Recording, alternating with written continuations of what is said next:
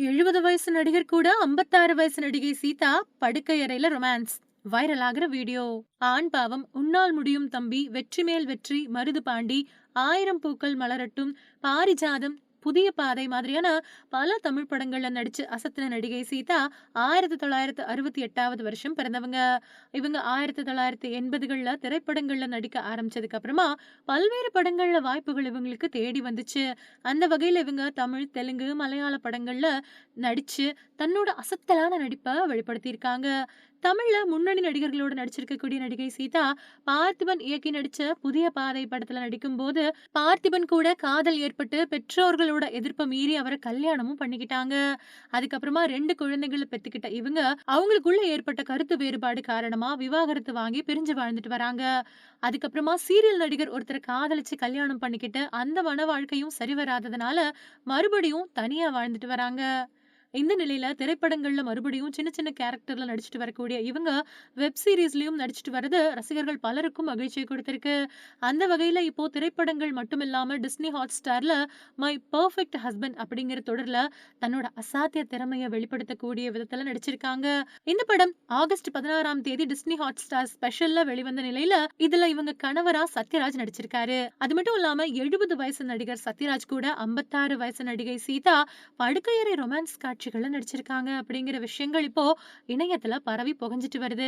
அது மட்டும் இல்லாம இந்த படம் பத்தி வந்திருக்கக்கூடிய விளம்பரத்துல சத்யராஜோட மார்புல சாஞ்சுக்கிட்டு காட்சி அளிச்சிருக்கக்கூடிய சீதாவோட வீடியோவானது இப்போ இணையத்துல வைரலா பரவிட்டு வருது. இதுக்கப்புறமா இத பார்த்து வரக்கூடிய ரசிகர்கள் எல்லாருமே பல்வேறு வகையான விமர்சனங்கள முன்வச்சு வரதோட, இன்றைய சூழ்நிலையில ஒரு கணவன் எப்படி இருக்கணும் அப்படிங்கறத தெளிவுபடுத்தி இருக்கிறதாவும் சொல்லிட்டு வராங்க. இதுக்கிடையில இந்த வீடியோ இப்போ இணையம் எங்கேயும் பேசு பொருளா மாறி இருக்கிறதால, ரசிகர்கள் எல்லாருமே இந்த வீடியோவ பார்த்து அதிக அளவு லைக்குகள அள்ளி குடுத்திருக்கிறதோட, அவங்க நண்பர்களுக்கும் ஷேர் பண்ணிட்டு வராங்க. அது மட்டும் இல்லாம சீதாவோட நீண்ட கால ரசிகர்கள், இந்த வயசுல இப்படிப்பட்ட காட்சிகள்ல நடிக்கிறது தேவதானா? அப்படிங்கிற கேள்வியையும் எழுப்பியிருக்காங்க. இதுக்கப்புறமா இந்த வீடியோ இப்போ ரசிகர்கள் மத்தியில பேசு பொருளா மாறி இருக்கிறதோட மட்டும் இல்லாம, இது சீதாவோட நடிப்பு பத்தி பல்வேறு வகையான விமர்சனங்கள் சீக்கிரத்திலேயே வரும் அப்படின்னு எதிர்பார்த்துட்டு இருக்காங்க. தமிழ், தெலுங்கு சினிமாவுல பிரபலமான நடிகையா இருந்துட்டு வரவங்க தான் நடிகை சங்கீதா கிருஷ். 90கள் காலகட்டத்தோட இடைப்பகுதியில இருந்து சினிமாவுல நடிக்க ஆரம்பிச்சாங்க. பல்வேறு வெற்றி படங்கள்ல நடிச்சு பிரபலமான நடிகையா, மக்கள் மனம் கவர்ந்த நடிகையாவும் இடத்த பிடிச்சாங்க. தமிழ் சினிமாவுல இவங்களோட நடிப்புல வெளிவந்த உயிர், பிதாமகன், தனம் மாதிரியான திரைப்படங்கள்ல வித்தியாசமான மிரட்டலான நடிப்பை வெளிப்படுத்தி அது மூலமா பரவலா அறியப்பட்டாங்க சங்கீதா. நடிப்பு மட்டும் இல்லாம இவங்களுக்கு ஏ.ஆர். ரகுமான் கூட பணிபுரிஞ்ச அனுபவமும் இருக்கு. பிரபலமான நடிகையா திறமையான நடிப்பை வெளிப்படுத்திட்டு வந்த சங்கீதா, எந்த கதாபாத்திரம் கொடுத்தாலும் அந்த கதாபாத்திரத்துக்கு ஏத்த மாதிரி தன்னோட நடிப்பு திறமைய வெளிப்படுத்தி ரொம்ப பெரிய அளவுல மக்களோட மனச கவர்ந்திழுப்பாங்க. அப்படிதான் பிதாமகன் படத்துல விக்ரம் ஜோடியா இவங்க வித்தியாசமான நடிப்பை வெளிப்படுத்தி மிரட்டியிருப்பாங்க. அந்த ரோல் இன்னைக்கு வரைக்கும் மக்களால மறக்கவே முடியாது. இதுக்கிடையில அவங்க சினிமாவுல பீக்ல இருந்தப்போ பிரபல பாடகரான கிருஷ் அப்படிங்கிறவரை காதலிச்சு கல்யாணம் பண்ணிக்கிட்டாங்க.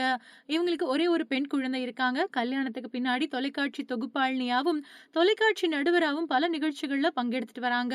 தொடர்ச்சியா தமிழ், தெலுங்கு இந்த மாதிரியான 2 மொழிகளுமே மாறி மாறி நடிச்சிட்டு வந்ததும் குறிப்பிடத்தக்கது. தமிழ காட்டிலும் அதிகமா இவங்க தெலுங்கு திரைப்படங்கள்ல தான் நடிச்சிருக்காங்க. இந்த நிலையில சமீபத்திய பேட்டி ஒண்ணுல, நீங்க இதுவரைக்கும் தமிழ், தெலுங்கு, மலையாளம், கன்னடம் மாதிரியான பல மொழி படங்கள்ல நடிச்சிருக்கீங்க. இதுல எந்த மொழி படத்துல நடிக்கிறதுக்கு உங்களுக்கு ரொம்பவுமே பிடிக்கும் அப்படின்னு கேள்வி எழுப்பினதுக்கு, எனக்கு நிச்சயமா தெலுங்கு மொழியில நடிக்க தான் ஆசைப்படுவேன். தெலுங்கு தான் எனக்கு பிடிக்கும். தமிழ் மொழி சுத்தமாவே பிடிக்காது. ஏன்னா, இதுல நான் நெறைய அவமானத்தையும், அவமரியாதைகளையும் சந்திச்சிருக்கேன். தெலுங்கு சினிமாவுல அப்படி நடந்துக்கவே மாட்டாங்க. ரொம்பவே மரியாதை குடுப்பாங்க அப்படின்னு சங்கீதா சொல்லியிருக்கக்கூடிய இந்த பதில் தமிழ் ரசிகர்கள் நெறைய பேருக்கு அதிர்ச்சியா இருக்கு. நிச்சயமா தெலுங்கு சினிமாவுல ஷூட்டிங் ஸ்பாட்ல நல்ல மரியாதை குடுப்பாங்க. தமிழ் அப்படின்னா அப்படி கிடையாது. தமிழ் மக்கள் என் மேல கோபப்பட்டாலும் பரவால்ல அப்படின்னு வெளிப்படையாவே பேசியிருக்காங்க. காரணம், தமிழ் சினிமாவுல இருந்து யாராவது எனக்கு வாய்ப்பு குடுக்குறேன் அப்படின்னு ஃபோன் பண்ணா, அவங்க ஒரு மரியாதையே இல்லாம தான் பேசுவாங்க. ஏதோ எனக்கு அவங்க வாழ்க்கை குடுக்குற மாதிரியும், நான் என்னமோ கஷ்டப்பட்டு கரண்ட் பில் கூட கட்ட முடியாம ரொம்பவுமே கொடுமையான வறுமையில இருக்கிற மாதிரியும் பேசி அனுதாபப்படுத்துவாங்க.